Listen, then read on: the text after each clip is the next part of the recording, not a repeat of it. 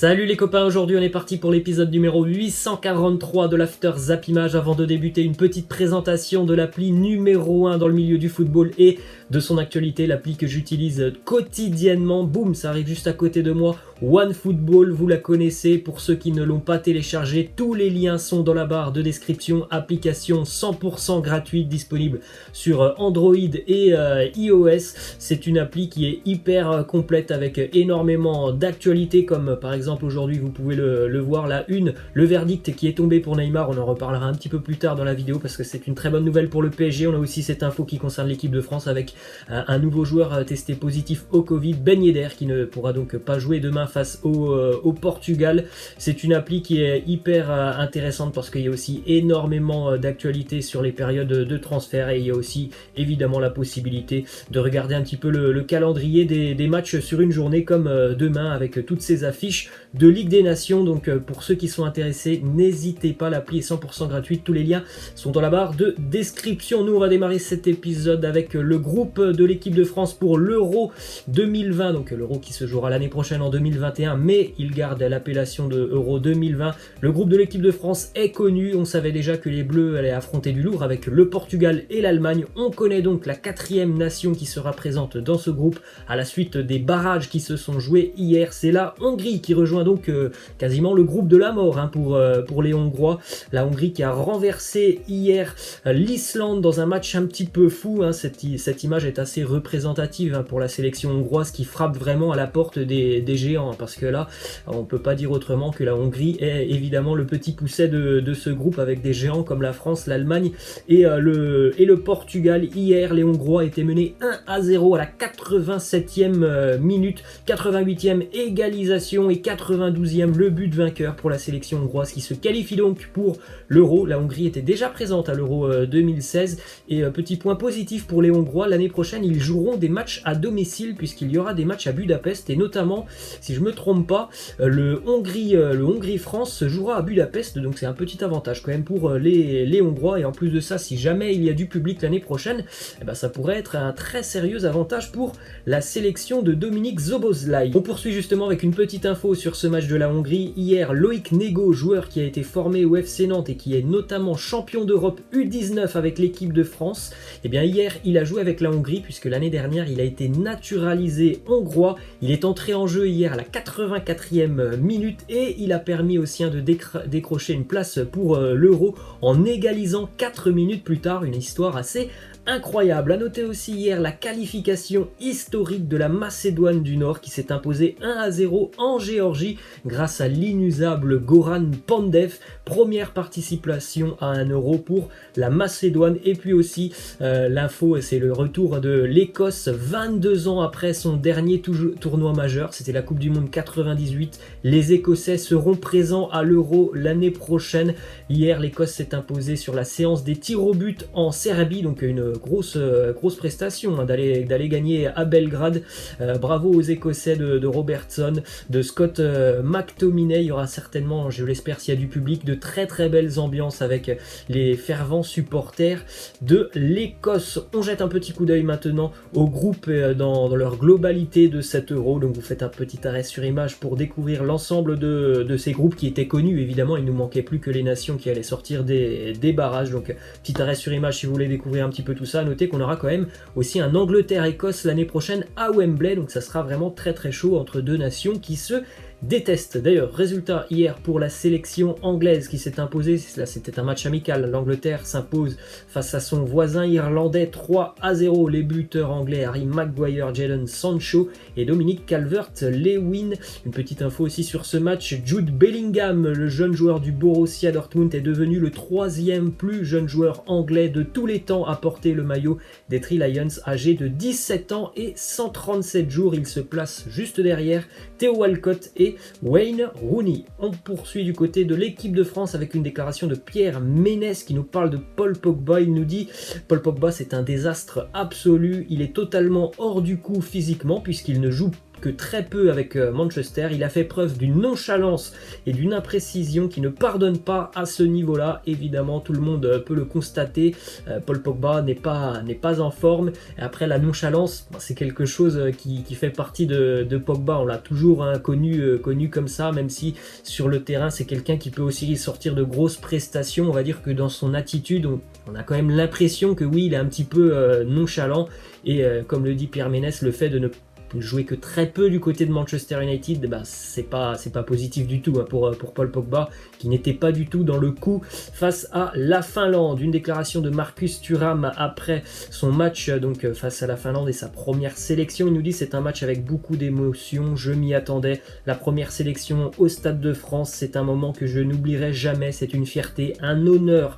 J'ai attendu ce moment depuis tout petit, c'est un rêve. Ensuite, une déclaration de Didier Deschamps, il nous dit: on a pris une bonne gifle. Tout ce qui est générosité, engagement, duel, ils ont tout mis en face du côté de la Finlande, nous pas suffisamment, même si ça ne nous a pas empêché de faire un bon début de match. Oui, c'est le constat qu'on avait évoqué hier sur les 20-25 premières minutes. Le match de l'équipe de France est plutôt intéressant, il y a des occasions, il y a de l'animation offensive et puis après ça s'est corsé. On continue avec ce classement des meilleurs buteurs de l'histoire en sélection. Cristiano Ronaldo, qui a marqué face à l'Andorre, se rapproche de Ali Daei, le buteur iranien. 102 buts maintenant pour Cristiano Ronaldo, qui va essayer donc de continuer à monter dans ce classement dès demain face à l'équipe de France. On poursuit avec ses statistiques, on en avait parlé hier, Sergio Ramos qui est maintenant recordman du nombre de sélections avec une équipe de la zone Europe. Il en est à 176, tout comme Gigi Buffon. Sergio Ramos va évidemment dépasser Buffon ce week-end. Ensuite, une petite info qui concerne le match entre la Turquie et la Croatie. Alors, ce n'était pas hier, mais mercredi soir, le défenseur croate Domagoj Vida était titulaire donc face à la Turquie. Il a été remplacé à la mi-temps parce qu'il a appris justement pendant la mi-temps qu'il était positif au Covid. Ensuite, résultat hier du côté de la CAN, l'Algérie continue son parcours incroyable. Victoire de l'Algérie face au Zimbabwe, 3-1. À noter un but pour le Zimbabwe de Tino Kadewere.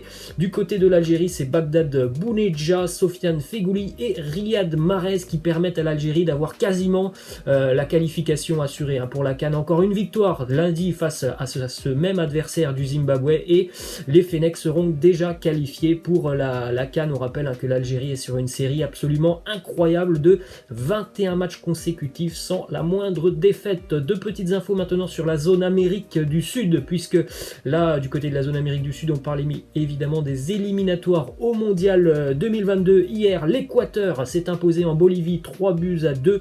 Très bonne opération pour l'Équateur qui pour le moment est bien parti pour aller chercher une qualification. Évidemment, il reste encore beaucoup de journées, mais le début de cette campagne de qualification est très bon pour les Équatoriens. Et à noter aussi le match nul, c'était cette nuit entre l'Argentine et le Paraguay, 1-1, une mauvaise opération là par contre pour l'Argentine. C'est 2 points de perdus à domicile, même si voilà, là aussi le début de campagne est quand même plutôt bon pour l'Argentine. En tout cas, c'est un petit coup d'arrêt cette nuit. Autre info qui concerne le Paris Saint-Germain, mais aussi la sélection brésilienne. On en parlait en tout début de vidéo avec la une de OneFootball. Neymar ne jouera pas avec la sélection brésilienne. Il est forfait pour les 2 prochains matchs de la sélection. Il y en a un qui se jouera, je crois, dès la nuit prochaine. Et puis donc le prochain qui doit se jouer, me semble-t-il, mardi. Et bien Neymar ne jouera pas ces 2 matchs. Donc il va continuer donc de sa rééducation pour revenir avec le Paris Saint-Germain peut-être en pleine forme. Et puis évidemment aider le PSG en Ligue des Champions. Une info du côté de Paris, vous avez entendu certainement les déclarations de Leonardo qui s'est exprimé sur le PSG, qui n'est pas forcément un club qui a une grande histoire au niveau du football français. Et il a comparé le PSG d'ailleurs à Marseille.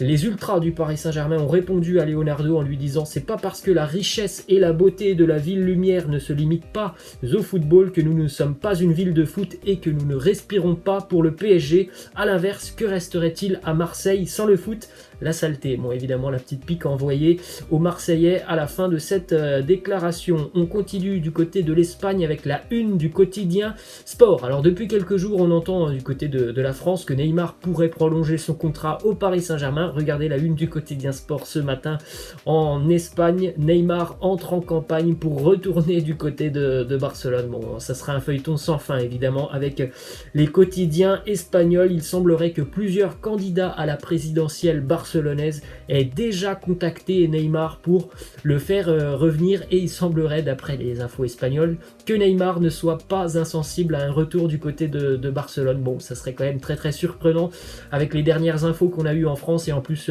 par rapport au fait que le Barça a de nouveau attaqué en justice Neymar. Bon, ça serait quand même très très surprenant de revoir Neymar du côté de Barcelone. Ensuite, une info qui concerne Antoine Griezmann. Il y avait un reportage sur Griezmann, je crois, il y a 2 jours sur M6, et on a appris qu'après la Coupe du Monde 2018, Antoine Griezmann s'est posé la question de prendre sa retraite internationale. C'est un de ses oncles qui l'a annoncé. Il se disait qu'il fallait laisser la place aux jeunes alors qu'il n'était pas vieux. Ça a été une réflexion pour Griezmann d'arrêter sa carrière internationale il y a 2 ans. On continue du côté de Barcelone avec une déclaration d'Ivan Rakitic qui nous dit que tout va très très bien entre Léo Messi et Antoine Griezmann. Il nous dit que l'année dernière, ça allait très très bien dans le vestiaire, ils passaient beaucoup de temps ensemble et ils buvaient même du maté. Donc bon, bah peut-être, après nous on voit vraiment ce qu'il se passe sur le terrain, peut-être que dans les vestiaires, en dehors du terrain, ça va très très bien entre Griezmann et Messi. En tout cas, nous, ce que l'on voit sur le terrain, c'est que bon, il n'y a pas une entente hyper bonne sur le terrain entre les deux joueurs, même si visiblement ça a l'air de s'améliorer depuis quelques semaines. Ensuite, une info qui concerne Ronald Koeman. Il a fait une petite déclaration sur un joueur qui l'a vraiment surpris depuis son arrivée à Barcelone. Il nous dit: le joueur qui m'a le plus surpris depuis mon arrivée, c'est Pedri. Je savais que le Barça l'avait fait revenir de Las Palmas et j'avais vu des images de son jeu, mais je pense que personne ne s'attendait à son amélioration, à sa trajectoire jusqu'à présent. Ensuite, du côté de Madrid, la une du quotidien Marca avec une déclaration de Toni Kroos qui nous dit: si nous voulons gagner des titres cette année, il faudra nous améliorer, il nous manque de la constance, nous faisons un bon match et puis après 2 mauvais, mais Zidane trouvera la solution. Du côté de l'Angleterre et plus précisément de Liverpool, les mauvaises nouvelles s'accumulent pour Jürgen Klopp et ses hommes. Joe Gomez pourrait être absent sur une très très longue durée. Regardez déjà les absents du côté de Liverpool dans le secteur défensif: Virgil van Dijk, Joe Gomez, Fabinho, Alexander-Arnold. Virgil van Dijk est absent pour quasiment 1 an, Alexander-Arnold 1 mois, Fabinho 1 à 2 semaines et Joe Gomez c'est encore à définir, mais ce que l'on sait, c'est qu'il a été opéré au niveau du tendon gauche, donc il risque de passer quelques mois du côté de l'infirmerie. Ça, c'est de très très mauvaises nouvelles pour les Reds qui sont complètement décimés dans le secteur défensif. Une déclaration maintenant du gardien brésilien de Liverpool, Alisson, qui nous dit: j'ai le désir de retourner au Brésil, mais quand cela arrivera, seul Dieu le sait. Je le souhaite de tout mon cœur et si Dieu y répond, alors j'y retournerai à l'International de Porto Alegre, ma maison, le club que j'aime. Bon, je pense qu'il a encore quelques années quand même à faire du côté de Liverpool avant de retourner au Brésil. Ensuite, une déclaration de Donny van de Beek, le nouveau joueur de Manchester United. Il nous dit: que me dit Solskjaer? Il me dit tout simplement que je dois être patient, mais aussi que je dois continuer à faire ce que je fais. Il a vu que j'avais un bon impact lorsque j'entrais sur le terrain. Mon heure arrivera.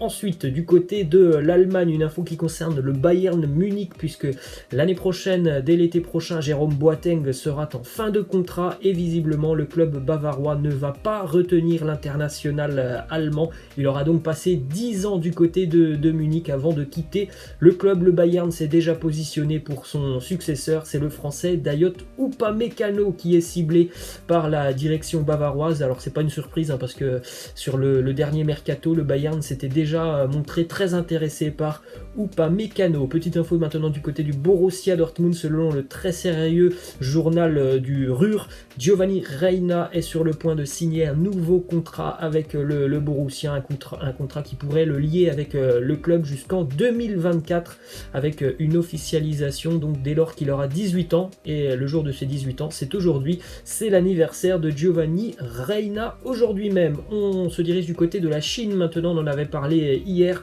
Le club de Yangzhou est champion de Chine. Il y a deux, trois petits joueurs que l'on a pu connaître, notamment du côté de l'Europe. Ivan Santini, ancien joueur du Stade Malherbe de Caen. On a Alex Teixeira, ancien joueur du Shakhtar, et Miranda, l'ancien défenseur de l'Inter et de l'Atlético, qui joue du côté de Jiangsu. Ils sont donc champions de Chine. C'est la première fois que le club chinois est donc champion dans son histoire. Ils ont battu le club de Guangzhou hier. Et on termine avec cette question de fin. Bon, c'est assez simple. Est-ce que vous reconnaissez le joueur qui est présent sur cette photo? Vous le voyez avec son maillot d'Heerenveen aux Pays-Bas. Ça vous donne une petite indication. Bon, il n'y a rien de compliqué. Voilà les amis, c'est la fin de cet After Zapima. J'espère que ça vous a plu. N'hésitez pas, comme d'habitude, à lâcher un petit pouce bleu, à vous abonner à la chaîne pour ceux qui ne sont pas abonnés. Et puis, ceux qui veulent aller découvrir l'appli numéro 1 OneFootball, tous les liens sont dans la description. Je vous laisse, je vous dis à demain. Ciao.